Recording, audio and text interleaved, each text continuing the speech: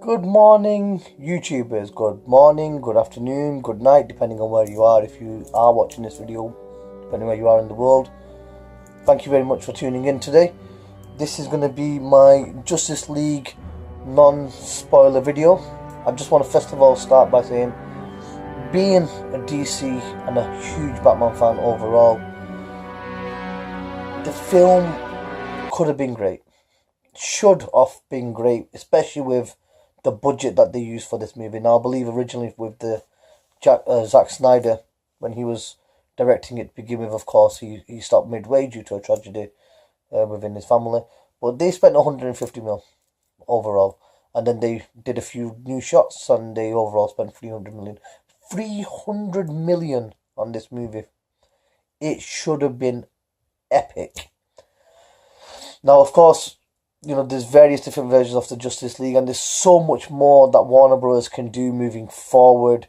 They can do an Injustice movie, Dark Justice, Crime Syndicate movie, the Justice League Lords, Justice League of America, Justice League Europe, Justice League International. There's so many Justice League adaptations out there that Warner Bros. Can do. However, saying that, I feel like at this point, Warner Brothers is letting the best franchise down.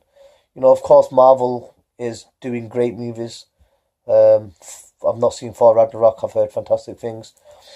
Now, generally getting into the Justice League side of things itself. Now, people that aren't a big Justice League fan will be watching this movie, and there will be some scenes where you think, have I missed something? Or, did I close my eyes for a second? No, you didn't miss anything.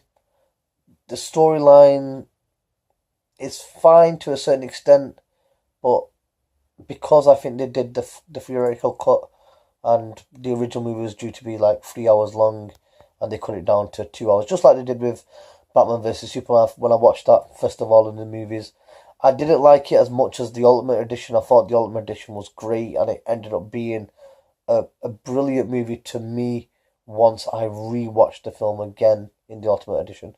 And I think that's going to be the case with the Justice League movie as well.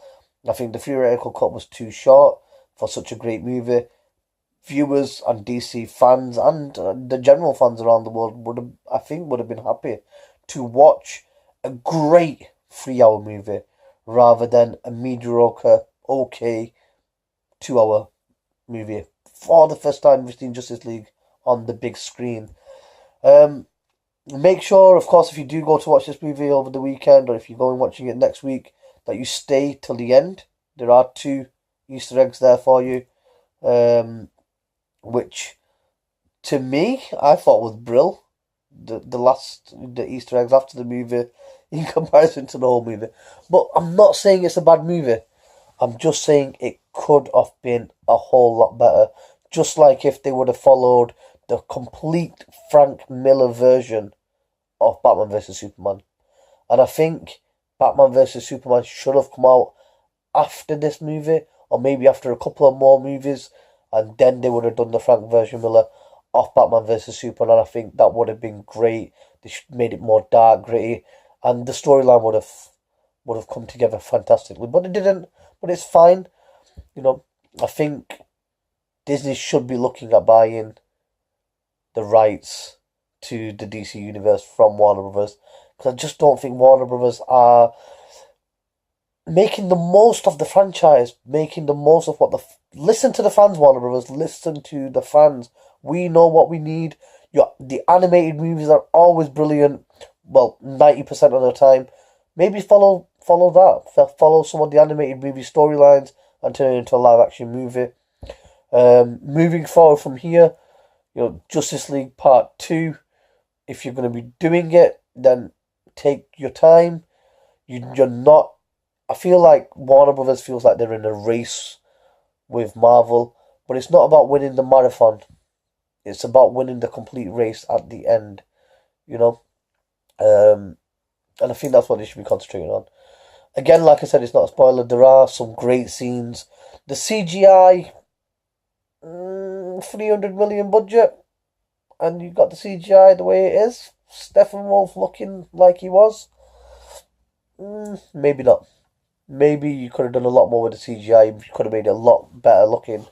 Or maybe gone traditional and not done a lot of things in CGI. You know, if you remember the Teenage Mutant Ninja Turtles 1990 version, no CGI there.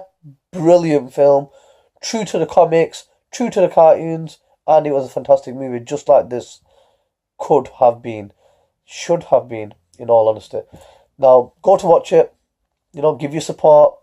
You know, if this can break some box office records, then they are definitely going to continue with these franchises. And that's what we do need as DC fans. We need Warner Brothers to take in some notes, take in some of the reviews, make it better. But if they don't get the money that they require, they're not going to move forward with the franchise. And we may see some of the greatest superheroes come off screen. I know I've not really talked much about the movie because I don't want to spoil anything whatsoever. But like I said, you know, the first 30 minutes of the movie is fine. I do feel like the last part of the movie was great overall. The action is great. Some of the punchlines, a bit corny. Flash is more like the comics, less like Barry Allen from the TV show, which is fine by me. You know, they did try to stick to the comics. Cyborg, you know, again, great character. He doesn't look as bad as what he did in the trailers in the movie. I think they may have cut the CGI down slightly, and it did look a little bit more realistic. And he's got some great features, and you'll see some new great bat toys as well. Some great bat vehicles. Aquaman's punchlines were brilliant. Again, I think Ben Affleck does a great portrayal of Bruce Wayne and Batman, and I think he does make it work, and I think he was the right choice for this Batman. You know, for this era Batman. You know, the Batsuit is fantastic. I think it is actually my favourite Batsuit, if I'm going to be completely honest. You know, of course, the Tim Burton Batsuit was brilliant, and then they did. We're not even going to go into Batman and Robin and Batman Forever with all the nipples. No, we're not talking about that. But Brill, you know, he did. Of course, Gal Gadot, what a beautiful woman, and a Wonder Woman. I think she is going to be an inspiration to a lot of women out there. You know, moving forward, and with her current comments in regards to doing Wonder Woman 2, she wanted to remove somebody off the team for good reason, which I think is great. I think standing up for yourself is fantastic, of course. And Aquaman, well, yeah, like I said before, Aquaman's got some great punchlines. I think he was brilliant. I think they should have given him a standalone movie first to coincide with this movie, because I think a lot of fans, or sorry, I must say non-fans who don't really read the comics and don't really know much about Aquaman, are going to feel a little bit confused at times.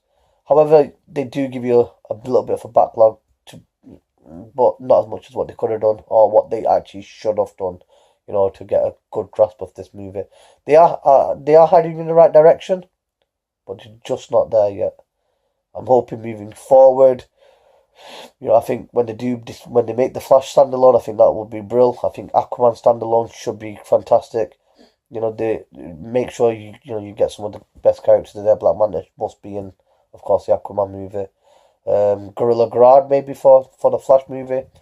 I think he'll be a good first villain.